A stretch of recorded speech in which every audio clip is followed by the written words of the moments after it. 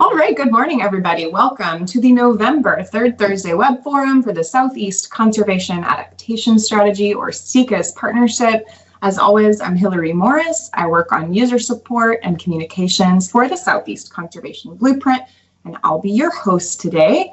SECAS hosts this web forum on the third Thursday of every month right here at 10 a.m. Eastern Time as an opportunity to share the latest updates on the blueprint, which is obviously what we'll be focusing on today, get input and involvement from folks like y'all, and highlight exciting science and action in the world of landscape conservation in the Southeast and U.S. Caribbean.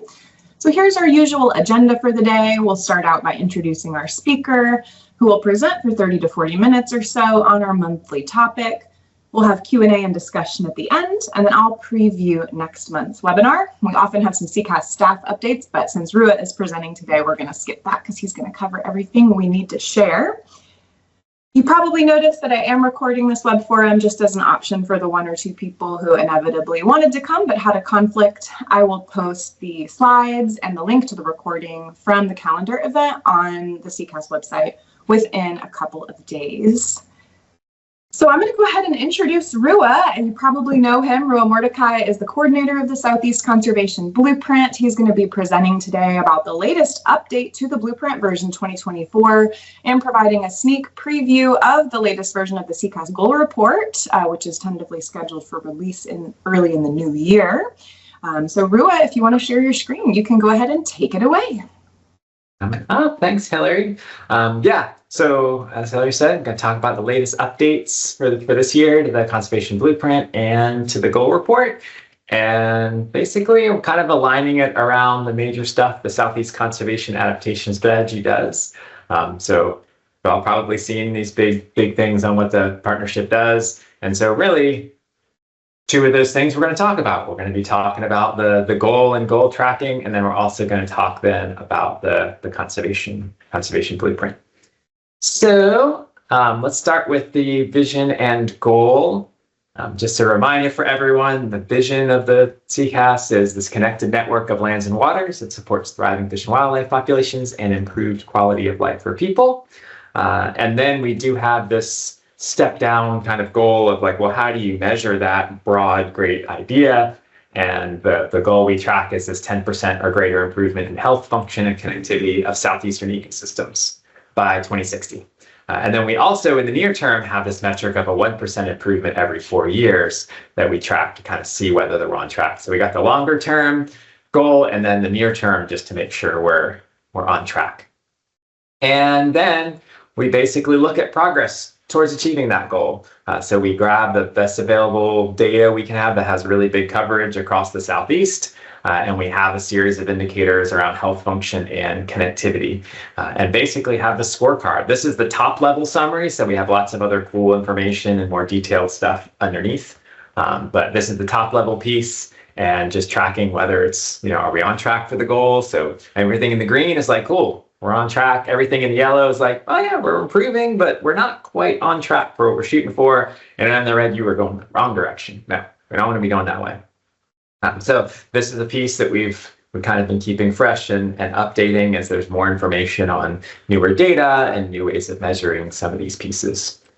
So for this year, we've been working on another update of some of that information and got a few new things. One, we have a new metric looking at grassland and savanna area. And so you can see it here. So that darkest red are declines. Darkest green are large increases, so we're like on track for the goal. So this is summarized by county. We actually have this at other various detailed levels as well, but this kind of gives you a sense of how we're doing with grassland and savanna area trends. It also brings uncertainty in those trends. So if it's pretty consistently every year going down, you're likely to be in that like medium confidence category. And if the data's noisy, then it's in those lighter colors. So this is pretty interesting. There's some cool things we're seeing, some scary things in grasslands that reinforces what we've seen in other things, but also some signs of hope in specific spots. So that's also nice. So this is new. I also have some other cool underlying data about kind of what the grasslands are changing into. So that's new. And then the other big new one is We now have finer resolution trends for some of the bird-related indicators. So previously we were using breeding bird survey. This year we're switching over to a new analysis based on eBird data from 2012 to 2022. So this is the same thing, same colors of just sort of like red is like going the wrong direction, green is on track for the goal. And so in the goal report, like we have before, we look at a series of different ecosystem-based bird indices. And so this is really helpful in looking and thinking about, well, what are birds telling us about how the different ecosystems are doing? So the species are regional species of greatest conservation need associated with each of these different types. And so those circles are 27-kilometer blocks, which for trends is really pretty high resolution. So this is cool because the big themes that we see from this are basically the same thing we were getting from the breeding bird survey and what we've seen for years. Grassland savanna birds are doing much worse than upland hardwood birds, which are doing worse than forested wetland birds. But this gives us a lot more interesting nuance and story of where things are doing well and where they're not doing well. So that is actually pretty exciting to see some of the more of the detailed nuance of where are things going better and worse for upland hardwood birds and grassland birds and forested wetland birds. So this is also new for this year, and that really helps us get look at changes in not just habitat quantity but also quality. So we had quantity with grassland area. Now we have kind of more quantity and quality stuff in grassland and savanna birds. So yeah, those are the big new ones for this year. The big results across all of the different indicators is we're still at a majority of indicators improving overall, but it is a slim majority. So 11 of the 20 have improved overall in the assessment. And what we're seeing is that improvements in things like working lands conservation, aquatic connectivity, forested wetland birds, fire and longleaf, those are kind of bright spots showing that focusing conservation effort can have a big impact, and we are still making really nice improvements on those. And the other one is that still, pretty much since we started, grassland and savannas are the ecosystem that's most off track for the SECAS goal. But y'all saw all the red on all those maps. So the widespread declines seem to reflect the big threats this ecosystem's facing. But there are still signs of hope, in longleaf, historic savanna, woodland in Missouri and Arkansas, tallgrass prairie and some woodlands in northeast Oklahoma, spots where things are on track, despite some of the more depressing numbers everywhere else. So those are what we're seeing so far. And where we're at, the plan is to have an updated goal report released for January, so actually not too far from now. And the idea is we would have the updated PDF report that y'all have seen in the past that's up on the website. And also we're working on an interactive story map, so you can explore underneath the numbers and look a little bit closer at some of the different trends and stuff like that. So those are the big plans for the goal report updates. Actually, you know what? Before I go on to the blueprint stuff, anyone have any questions about the goal report before we move on to that? I'm gonna stop for questions in the middle of the talk just to mix it up. I like it. It's more interactive. Yeah, hit us with your goal report questions, folks. I'm sure we'll have plenty of time. You're welcome to use the chat. Seymour Johnson. Yes, thank you. This is good information. Very interesting. I was just curious for the upland hardwood birds. You just don't have any data for Florida, how it was just white down there. I just was curious what was going on there. Yeah, it's basically the upland hardwood birds that are regional species of greatest conservation need just don't really they're just not in large enough numbers as you get farther south. So you start moving a lot of the birds in that worm-eating warbler, wood thrush, those ones that are the higher conservation priority just didn't really have very many detections once you start getting into that peninsular Florida area. So you have a lot of grassland and savanna birds in that area. You have a lot more kind of mangrove specialists and things like that. But on the upland hardwood ecosystem, and a lot of forested wetland birds. So it kind of looks like an artificial line, but it is just based on a series of just a lot of the bird distributions in there the species don't extend down there. That's why it's not in there. Yeah, totally makes sense. Thank you so much. Yeah. It's funny how that line was like, exactly like that. I just triple check it multiple times. I was looking at some of the results and like, wait a minute. Oh, I didn't mention it that we also have shorebirds in here too. I couldn't fit all 4 maps in here, but we have similar information. We updated that. We used to use the International Shorebird Survey stuff, and so now we've got Gulf and Atlantic coverage of a number of shorebirds as well. All right, on to the conservation blueprint and what's the latest for this year. So we did talk about that vision of a connected network of lands and waters. And so we're regularly updating our best depiction of those priorities for a connected network of lands and waters, which is the conservation blueprint. So 2024, the latest version, covering the whole area. And let's talk about what's new. We made improvements in 12 different indicators, covering terrestrial, freshwater, and marine ecosystems. We also improved the prioritization methods to better account for regional variation. And so basically, to allow places that are just really regionally special across the entire Southeast to shine a little bit more, but also try to maintain that balance across different ecosystems. So we tweaked some of the underlying methods to make those improvements. And another thing we did this last year is we're super passionate about trying to take on a lot of stuff and doing a lot of improvements in the blueprint and stuff like that. And over the last year, we said, all right, let's just dial back just a little bit on the indicator and blueprint improvements and allow our user support folks to just spend a little more time doing user support. And that's also been really successful. Have a lot of really cool uses and that came out of this last year. And also the blueprint informed more than $140 million in conservation funding just over the last roughly 6 months. So we're continuing to kind of, the blueprint uses keep increasing every year. We're getting better and better over time. Another thing is we didn't do any updates to the Caribbean over this last year. In workshops, we had people look at the final version instead of a draft, which folks looked at in person in some recent pieces.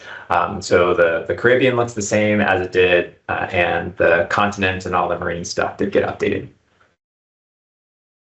And I'm just going to go through some of the new indicators here that are up. One of the big ones is grasslands and savannas. So we've got some cool information about known grasslands and savannas, likely pollinator buffers, in even historic, so areas that are historically grasslands and savannas. So we talk about grasslands, savannas, we're talking about the classic big open tall grass prairie. We're talking about glades, but also savannas like open oak woodlands, longleaf pine savannas, that big set of grassland savannas. So that's a new one this year. Made some good progress on that. Still plenty of room to improve that one, but that was big. That integrated a lot of kind of smaller indicators we had that didn't quite cover the whole area. So now we have something consistent.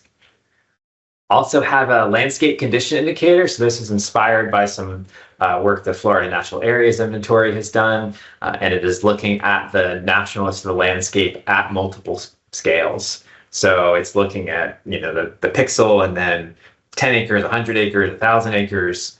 So if you think about it in context, it's like if you're standing out somewhere in the woods or out in a wetland and you're like, well, how natural is it here versus the surrounding landscape where I am? And so this one is designed to think about, you know, for more mobile organisms, what's the bigger landscape they're going to be moving through and they're going to need to persist.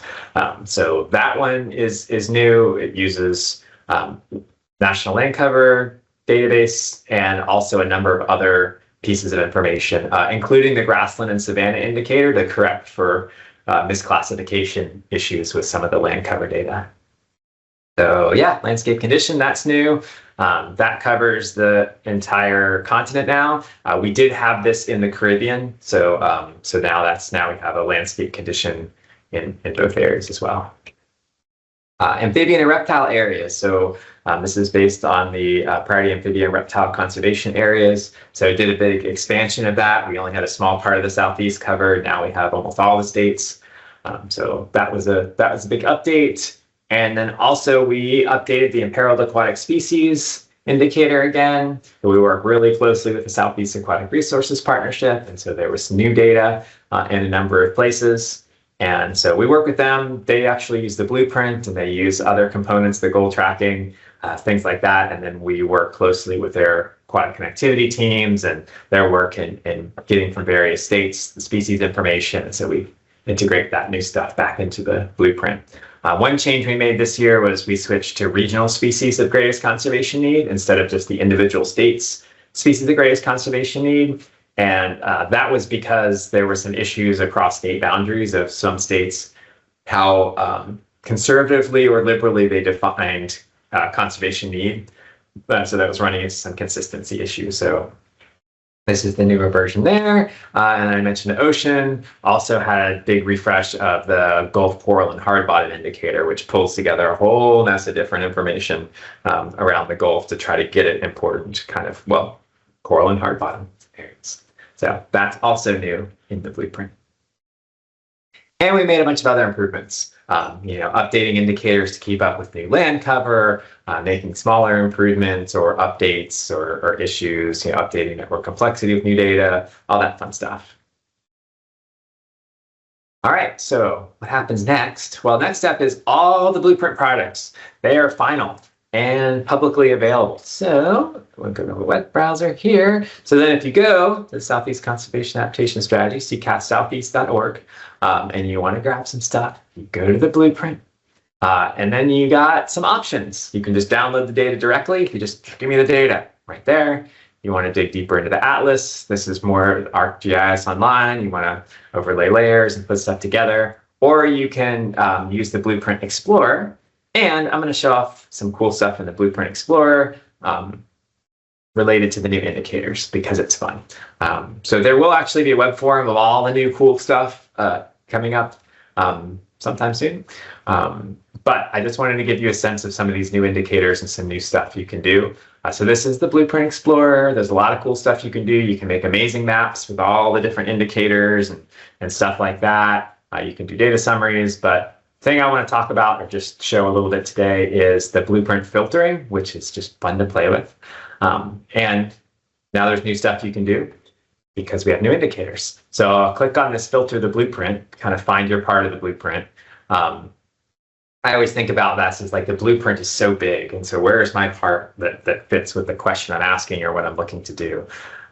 So now I'm just going to use some examples of the new indicators. So here we go. You're looking at this area. This is the whole, you're looking at a big section of the blueprint. And let's start by saying, maybe you want to look at places where you want to restore grasslands and savannas. They're, you've got too much tree cover. They're not really grassland savannas anymore, but you're looking for good opportunities, places to go do that. So we can look at grassland savannas here and okay, let's look at all the things, but maybe because we're looking at restoring, let's look at the things that aren't, they're historically grassland and savanna, but don't seem to be that right now. So now all these blueprint priority areas, these are blueprint priority, they're historic grassland and savanna, but they don't seem to be grassland and savanna right now. So a pretty big area, and so this fits with that theme of why we were seeing grasslands and savanna stuff doing so poorly. Okay, so now we started to narrow it down, and then you may say, well, okay, I want to work in maybe the most natural landscapes. I'm not, in this case, I'm trying to restore things, and so I would go to landscape condition and say, well, just show me the very natural landscapes within that. And now as I'm clicking down, now I've started narrowing it down even more. And now we've got historic grassland and savannas that are in very natural landscapes. And so it's a fun thing about filtering. You can start adding in, playing things, putting them together. And so you've got this information, but you can also bring in other information for the blueprint, not just the indicators. So maybe I'm going to add this hubs and corridors and say, well, just show me these that are also in blueprint hubs. And so now I've got the bigger hubs, areas of natural landscapes that were historically grassland savanna. So there's lots of cool stuff we can do. Maybe I'm worried about development. Even if it's a very natural landscape, how our cities sprawl and go kind of crazy, right? So you can look at probability of urbanization and show hey, let's look at some places that have at least some probability of urbanization. And yeah, we do actually have some spots, out west of Auburn here. You've got some area that's landscape is still pretty natural as you're farther out west. and you've got historic grassland savanna that's not that anymore, and it has, some kind of reasonable chance of getting developed in the near future. So I love the filtering for just really narrowing down and looking at these cross-cutting things that might occur together. And so now you've got some new stuff that you can play around with. So I can close all these different filters now. And yeah, all the new, I mentioned we have new amphibian and reptile areas. You can look at the blueprint within those and yeah, do other fun stuff. So yeah, so that is, just wanted to show y'all. So yeah, all the blueprint products, they're finally publicly available if you want to download them. If you want to play with them in the viewers, you can play with them in the viewers. Also, as I think a lot of you know, but maybe others don't, so when you download the information, we've got all the documentation, so all the different mapping steps, all the gory details on stuff, and also all the code for creating the blueprint and making the indicators. So if you really want to go all the way down into the stack and get into juicy details, that's available for you as well. So that's all available. We just finished off a round of virtual workshops. So the 2024 workshops, we had 176 different people from 85 different organizations. And one of the cool things that really jumped out for this year is we had 86 people and 26 organizations that had not been involved in the blueprint before. So these were new folks just kind of learning about, or just hadn't been more formally involved in workshops and review and teams and things like that. So that was actually cool to get a lot of different new folks involved in the workshop and get some new eyeballs. Yeah, and so for those of you that were extra early to the webinar, we were talking about how we're having a blueprint staff retreat this week. And so all the workshop comments, we kind of distilled those into themes and recurring pieces. So we take the information from the blueprint workshops and information from our blueprint users, and that helps us prioritize what we improve for next year. So I'll probably have a better idea of what we're going to improve for next year in a week or so, because as we come out of that staff virtual retreat. Last year we actually got to meet in person, which was quite a joy. But yeah, that's basically, we're filtering stuff from the workshop, and then we'll work on what's next. And this is another good excuse to mention that user support staff can help you use the blueprint. So if you've got something that you're curious about, learning more about the blueprint for your organization, or you have a potential use, or you're trying to figure out, oh, I've got this information, I've got my local plans and the state information, and how do I use the blueprint in connection with that? Well, you don't have to figure it out on your own. That's why we have user support folks to go help you out and do that for free, because it's their job. And that's a really important part of how we figure out what we're going to update, what we're going to improve, what we need to improve in the viewers, all that other stuff. So don't hesitate to reach out. We all love digging in and helping you with potential blueprint uses. So just a shout out for that. Yeah, and with that, that's the whirlwind update on new goal report stuff and new blueprint stuff. Thank you, Rua. That was awesome. Comprehensive look at what's changed this year. We'd love to hear your questions. You're welcome to drop them in the chat or pop yourself off mute. There is a hand raise feature in Teams as well. I'll just pause and see what's on y'all's mind. Catherine, please jump in. Hey, good morning. This is my first time interacting with the Southeast Blueprint, so I'm totally ignorant, so pardon my ignorance, and I'll just go ahead and speak up and embarrass myself. But as you're going through this, I'm turning on and off some of the filters for some of the data layers that I'm really curious about, including presence and absence of seagrass. I'm located in Florida, and that's an issue that I'm currently working on. I haven't dug into the metadata, but for these layers, at what frequency is the data updated? Like meaning pulling in new data to be reflected here. Mm-hmm. Yeah, so basically when we try to build off really, existing efforts. So we work with the aggregation that happens through the marine cadastre for a lot of the seagrass data, kind of getting those cross-state seams. And basically, yeah, we try to work with regularly as much as possible connected the indicators with regularly updated data. And then when there's new data, we try to get it in basically that next cycle. So there was new state data for imperiled aquatic species, and then we updated it as it came in. So some of these data sets don't get updated every year. Some of them get updated, every 3 years or 4 years or however, but we try to keep up with them and keep it as fresh as possible. There was some new deep sea coral information that we updated this last year from Derek Sowers out in the open ocean. And so if something's new, we can't guarantee that we're going to get it in. Sometimes there's other logistical issues, or sometimes it's like, we know it's coming, but it's not in our hands in time for the yearly update cycle.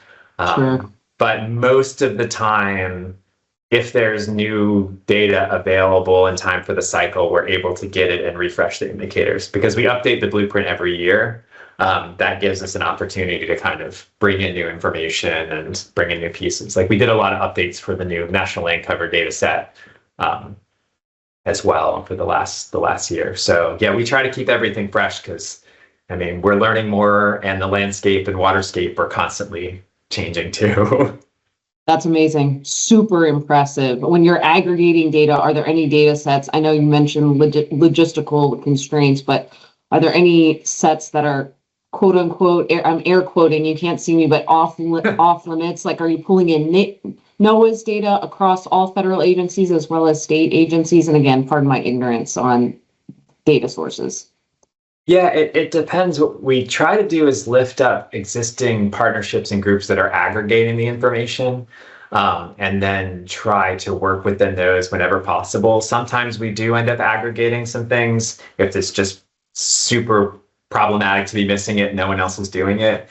But we do try to work with existing kind of aggregators and groups that do individual pieces. I mentioned the Southeast Aquatic Resources Partnership. So but even data sets like the Protected Areas database, Hillary especially has worked a lot with them, and we try to help make connections when we see errors or we see issues. We report them back to the data providers that have some of these national or aggregated things. Same related to seagrass with the folks at the Marine Cadastre and other situations. So any data we use, especially around folks that are already aggregating, we try to bring feedback to them, both in when there are problems, just so they can update it. And folks have been really great, I would say. Almost all folks have been really solid about making improvements. Sometimes they're faster than others. I know with some of our coastal shoreline stuff that we provided back to NOAA, it's been like, yeah, next update that may happen in who knows how many years. But for the most part, folks have been really awesome. And the other thing we try to do for groups that are already aggregating is to bring them stories on how the information is being used in the context of sort of the blueprint and decision makings and stuff like that. So just, helping support efforts that are aggregating stuff across state and nonprofit and federal organizations into consistent things. Thank you. It's really great work. Really appreciate all of your efforts on this. Pretty incredible, the number of layers of data here. Well, thanks for joining. Welcome. Catherine, especially since you're new, I hope that you will reach out. I'll put the link to the staff page in the chat, but, as part of developing the blueprint, we also offer a free service that we call user support. So there are staff available to help if you're interested in just getting questions answered about the blueprint, brainstorming how it might apply to your work, or if you have a discrete use in mind, a grant that you're applying for, or a conservation plan where you'd like to pull the blueprint in, we're available to help with that. So especially if you need a little time to poke around the website and think about it, we're here to follow up with you afterward. But I'm really glad that you joined today. Thank you. I do have a discrete use in mind related to seagrasses, and I'll definitely reach out. I didn't know that this was even available, so thank you. Really appreciate it. Awesome. Yes, and lovely to be able to dig in there. That's one of the big things is like once we can, I think that helps so much in improving the information, the blueprint, and the usability is just kind of helping people and learning. And so, yeah, we love it. It's so much fun. I'm sad I don't get to do it as much as I used to. We've got more user support staff. But yeah, never feel bad about reaching out because we love it. Will do. Thank you. Yeah. Sorry, Hillary, I interrupted you. You had Oh, there no was a problem. question in chat. I was just going to other questions, so I'm glad that you wrapped this up. I see a couple of questions in the chat that I wanted to respond to. So Mary Long asked whether state and federal departments of transportation are involved in utilizing this data. In some cases, I think this is an area that we'd really like to grow. So federal highways is sort of represented in our governance structure because they're part of the Southeast Natural Resource Leaders Group, where all of the federal agencies that intersect natural resources in the Southeast are participating. I think our point of contact for federal highways is vacant, so that would be great to get somebody new from federal highways, like really plugged in and engaged in the partnership. We did have someone from Virginia DOT join our workshops this year, which I was really excited to see. And she had a lot of fantastic ideas, especially as it related to aquatic connectivity. And in some cases, we've worked with like nonprofits who are kind of liaising with DOT on transportation projects. Like there was one kind of wildlife corridor project that we weighed in on for a crossing on I-40. But that's definitely a place where the rubber meets the road for conservation planning, where, gosh, that's a terrible pun. I didn't even mean to do that. But where it would be great, where it would be great to work more with folks. So Mary, I think that's a great question. And if you know of any people that you work with in the transportation planning space who we could better engage with, I'd love to hear your thoughts. And I also see a question from Tina in the chat about the species and habitat maps that Rua showed. I will be posting the slides from Rua's talk to the SECAS website, and then you can grab, screenshots from our hub or any of our online viewers. I'm happy to follow up with you, Tina, if there's something in particular you want a map of. It's good. I think Tina might have dropped off, so I'll just type that real quick too. Sounds good. Any other questions for Rua? Hey, Louise, jump in.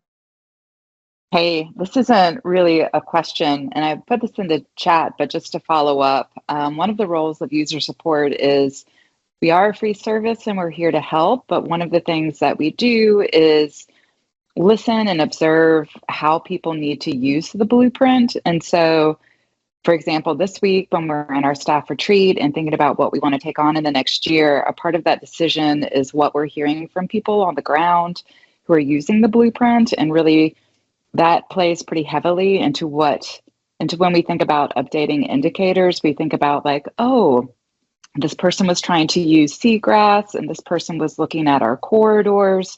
And that really goes a lot to informing what we choose to take on. And so in a different plug for user support, we are here to help and to try to add capacity and make it easier to use the blueprint. But we also really value people's feedback. And everything's really on the table and thinking about how we can best improve the blueprint over the course of the next year. Great point. Thank you for bringing that up. Yeah, user support's definitely a two-way street where we're learning from y'all.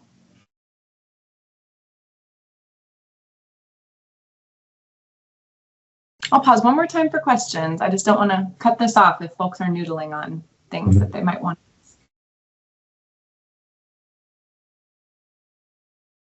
I think you're good to go to the wrap-up stuff. All right. I'm going to move on, but I'll pause again for questions at the end. So if something occurs to you, feel free to jump in.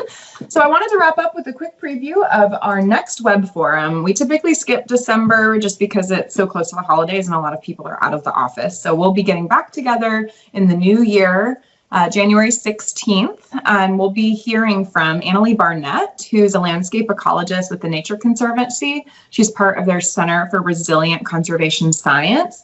And she's going to be talking about a really cool new project that TNC has done to map freshwater resilience in the continental US. And so this will be looking at kind of the ability of a stream network or other aquatic environments to maintain their biodiversity in the face of climate change. And you might be familiar with their resilient and connected landscapes analysis that's looking at kind of the terrestrial environment. They also have a coastal resilience analysis, and we do use both of those in the blueprint. And so now they're kind of taking some of those principles and applying them to the aquatic world. So there's two products that are associated with this analysis. One looks at freshwater resilience and kind of scores watersheds for how resilient that TNC predicts that they will be. And then there's another analysis that is a freshwater and resilient and connected network that looks at a particular network of rivers, streams, and wetlands that if we conserve them as a community, we could better sustain the freshwater diversity of the contiguous United States in the face of climate change. So they've created a Resilient River Explorer online tool that I'm sure Annalie will be showcasing, and I'm really excited to learn more about this analysis from TNC, so I hope you will join us. And then I always wrap up with this slide, how to get more involved in the partnership. You can always sign up for the SECAS newsletter. You can do that from the footer of any page of our website, secassoutheast.org. You can connect with your SECAS staff. We put that link in the chat, or see the partners who are participating in SECAS from a governance perspective on the partners page. And then Rua already live demoed the blueprint page of our website. This is where we encourage people to start if they're interested in learning more or using the blueprint. And then that'll hook you up with all of our online viewers and different pathways to access the data. So with that, I'm going to pause one more time for questions. Hearing none, everybody enjoy the rest of your morning. Thank you so much for joining us today, and we will see you in 2025. This year has gone so fast, it's just crazy, but yeah. Hi, everyone. Oh, and don't forget, MLI, our neighboring landscape initiative, Midwest Landscape Initiative, has a webinar today, this afternoon, releasing their Midwest Blueprint, and we share two states, Missouri and Kentucky. So if you're interested in learning about what our sister initiative is up to, Kate has put the connection information for that in the chat as well. So double the blueprint, double the fun for your Thursday. See y'all in January. Bye.